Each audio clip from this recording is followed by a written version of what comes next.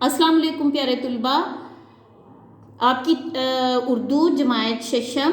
आज हम इसकी कहानी तारीख का एक सुनहरा बाब उसके सफ़ा नंबर 72 पर मौजूद है लिखना सीखें। इससे पहले सवाल है, सवाल नंबर 7, दिए गए अल्फाज के मानी लुगत में तलाश करें और उन्हें जुमलों में इस्तेमाल करें। ठीक है, ये अल्फाज आपकी किताब पर दिए हुए हैं। नमी, खताब, कब्ज़ा, अपील, हिकमत अमली। इसके आपने मानी जो है ना वो ढूंढने हैं और इनको जुमलों में इस्तेमाल करना है। नमी होता है आँखों का गीला होना, यानी आंसू आ जाना, आँखों में आंसू आ जाना। खताब होता है बात करना, खताब करना। कब्ज़ा होता है किसी चीज़ पर को अपने उसमें तहवील में ले लेना। अपील होता है दरख्वास्त, और हिकमत अमली होता है पहले से कोई प्लानिंग कर लेना, पहले से हर काम की जो प्लानिंग कर लेना हिकमत अमली होता है। ये 5 अल्फाज हैं आपकी किताब के सफ़ा नंबर 72 पर मौजूद। आपने ये अल्फाज के मानी लिखने हैं और साथ ही इनके जुमले बनाने हैं। उसके बाद हमारा अगला काम आ जाएगा लिखना सीखें। सवाल नंबर 8 है, दिए हुए इशारों की रोशनी में अपने स्कूल में मुनक्कद होने वाली किसी कौमी त्यौहार की तकरीब की रुदाद आपने लिखनी है।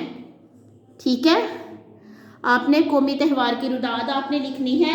आज मैंने बोर्ड पर यौम इकबाल के सिलसिले में एक रुदाद लिखी है। रुदाद होता है अपने दिन की कहानी बयान करना कि आज दिन में क्या कुछ हुआ था, किस तरह से दिन का आगाज हुआ और उसमें क्या क्या चीज़ हुई। जी ठीक है, अपने स्कूल में मुनक्कद होने वाली किसी कौमी त्यौहार की तकरीब की रुदाद आपने लिखनी है। रुदाद होता है अपने अल्फाज में बयान करना कि क्या क्या सारे दिन में हुआ था, सारी तकरीब की रूटीन क्या थी। ठीक है, उसमें सबसे पहले आपने मौका लिखना है कि मौका क्या था उस वक्त। फिर उस मौके की आपने तारीख लिखनी है कि कौन सी तारीख को ये मुनक्कद हुआ था। फिर प्रोग्राम की तरतीब आपने बतानी है कि प्रोग्राम जो है ना वो किस तरह से शुरू हुआ, फिर आहिस्ता आहिस्ता आहिस्ता आहिस्ता उसकी तरतीब क्या थी और किस तरह से वो अपने इख्तिताम को पहुंचा। ठीक है, आपने ये भी बताना है कि वो प्रोग्राम कहाँ आपने मुनक्कद किया था, स्कूल में किया था या किसी बाहर ग्राउंड में किया था या किसी हॉल में किया था। ठीक है, फिर आपने बताना है कि उस प्रोग्राम में कौन कौन शामिल था और उसकी अहम बातें जो है ना वो आपने बतानी है। ठीक है, मैंने जो तकरीब लिखी है कौमी त्यौहार है हमारा यौम इकबाल। यौम इकबाल के हवाले से मैंने तकरीब ये रुदाद लिखी है। आपने जरूरी नहीं है कि आप यही जो है ना वो यही यौम इकबाल के मुतालिक ही लिखें, आपकी अपनी मर्जी है।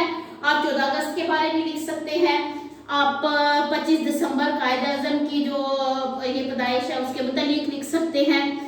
आप 6 सितंबर यौम दिफा के मुतालिक लिख सकते हैं, जैसा कि आपकी किताब में मौजूद है यौम दिफा, उसके मुतालिक लिख सकते हैं। आप उसके अलावा अगर हमारी वो जो कौमी त्यौहार होते हैं किसी ईद के मुतालिक लिख सकते हैं, ईद मिलन पार्टी के मुतालिक लिख सकते हैं, उसकी तकरीब जो है ना वो कैसे मुनक्कद हुई स्कूल में और क्या कुछ हुआ था वो आप लिख सकते हैं। ठीक है, आपके लिए और भी ऑप्शन मौजूद हैं, आप किसी और चीज़ के मुतालिक भी लिख सकते हैं। इसके अलावा जो है वो ये यौम कश्मीर के मुतालिक लिख सकते हैं, और भी बहुत सारे जो है ना वो तकरीबात स्कूल में मुनक्कद होती हैं उसके मुतालिक लिख सकते हैं, लेकिन कोशिश करनी है कि वो कौमी त्यौहार के मुतालिक हो। ठीक है, वैसे तो रिजल्ट की तकरीब भी होती है, इम्तहानात की तकसीम की तकरीब भी होती है स्कूल में, लेकिन हमने कोशिश करनी है कि कौमी त्यौहार हो कि जो हर स्कूल में जो हर जगह पे मुनक्कद किया जाता है। यौम इकबाल के सिलसिले में मैंने ये लिखा है एक पैराग्राफ सा। आप अपनी मर्जी से कोई भी टॉपिक ले सकते हैं। ठीक है, पहले आप मौका लिखेंगे कि मौका क्या था, यौम इकबाल था। ठीक है, फिर उसकी तारीख लिखेंगे कि 9 नवंबर 2020 है। फिर प्रोग्राम की तरतीब आगे से शुरू हो जाएगी कि आज 9 नवंबर 2020 है और हमारे स्कूल में यौम इकबाल की तकरीब मुनक्कद की जा रही है। प्रोग्राम सुबह 8:30 शुरू हुआ 8:30 پر شروع ہوا. تقریب کا آغاز ہے وہ تلاوت کلام پاک سے ہوا یا تقریب کے آغاز میں تلاوت کلام پاک پیش کیا گیا. ٹھیک ہے. پھر تلاوت کے بعد جو ہماری روٹین ہوتی ہے، جس طرح سے اسمبلی کی روٹین ہوتی ہے، تلاوت کے بعد جو ہے نا وہ نعت شریف پڑھی گئی. نعت کے بعد کلام اقبال پیش کیا گیا. ٹھیک ہے.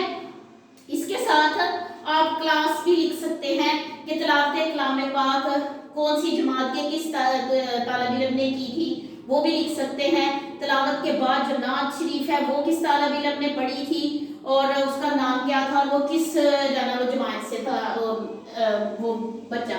ٹھیک ہے. اس کے بعد نعت کے بعد جو ہے وہ کلام اقبال پیش کیا گیا. اس کی 1-2 لائن بھی آپ لکھ سکتے ہیں کہ کون سا کلام اقبال جو ہے نا وہ پیش کیا گیا تھا. ٹھیک ہے. خودی کا سلے نہا لا الہ الا اللہ وہ لکھ دیں کہ وہ پیش کیا گیا تھا. ٹھیک ہے. اس کے بعد کیا ہوا تھا، تلاوت نعت اور کلام اقبال کے بعد تقریب ہمارے اسکول کے گراؤنڈ میں منعقد کی گئی، جس میں جماعت اول کے طلباء سے لے کر جماعت دہم کی طالبات شامل تھی. یعنی اول سے لے کر دہم تک ساری طالبات شامل تھی. کلام اقبال کے بعد کوئز مقابلہ ہوا. ٹھیک ہے. جو 4 کلاسز کے درمیان کروایا گیا تھا. جو سخت مقابلے کے بعد جماعت ششم نے جیت لیا. اس کے بعد کوئز مقابلہ کے جو سوالات کے جوابات بچوں نے دینے ہوتے ہیں ان کی 4 ٹیمیں بنائی گئی تھی اور اس کا جو ہے وہ مقابلہ ہوا تھا. سوالات پوچھے گئے تھے علامہ اقبال کے متعلق اور ان بچوں نے جوابات دیے تھے اور جیتی تھی اس میں جماعت ششم. اس کے بعد جماعت دوم، سوم اور چہارم کے طلباء نے ٹیبلو پیش کیے. یعنی جو علامہ اقبال کی نظمیں ہیں، یہ جگنو کی نظم ہے، چڑیا اور جگنو کی نظم ہے. پھر اس کے بعد پہاڑ اور گلہری ہے. پھر اس کے بعد کسی بھی ٹیبلو کا آپ وہ ان کی نظم کا جو ہے نا وہ نام لے کر تو وہ لکھ دیں کہ یہ جو ہے نا وہ پیش کیے گئے تھے ٹیبلو. ٹھیک ہے. پہاڑ اور گلہری ہے اور چڑیا اور جگنو ہے. اس پر جو ٹیبلو وہ پیش کیے گئے، 2 کلاسوں نے مل کر یہ ٹیبلو پیش کیے تھے. ٹیبلو کے بعد جماعت نہم اور دہم کے درمیان اقبال کی شاعری کا مقابلہ ہوا. ٹھیک ہے. بڑی کلاسز کے درمیان، چونکہ شعر و شاعری کا مقابلہ جو بڑی کلاسز زیادہ اچھا کر سکتی ہیں تو اس لیے نہم اور دہم کے درمیان مقابلہ ہوا تھا. تو وہ بھی سخت مقابلے کے بعد جو ہے نا وہ جماعت دہم ونر قرار پائی تھی، وہ جیت گئی تھی یہ مقابلہ کہ ان کے اشعار بہت اچھے تھے اور ان کے اشعار کی ادائیگی بہت اچھی تھی.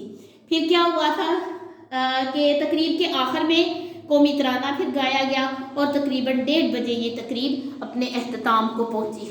آپ نے ساری رداد یہ جو ہے نا وہ لکھ دی ہے اور اس کو شیئر کر دیا ہے. تو آپ نے کوشش کرنی ہے کہ اس کے علاوہ سے کوئی آپ کسی قومی تہوار کی تقریب کی رداد آپ خود سے اپنے الفاظ میں لکھیں. یہ میں نے آپ کو ایک قسم کا وہ نمونہ ایک بتا دیا ہے کہ آپ نے اس کو سامنے رکھ کر پھر اس کو لکھ لیا.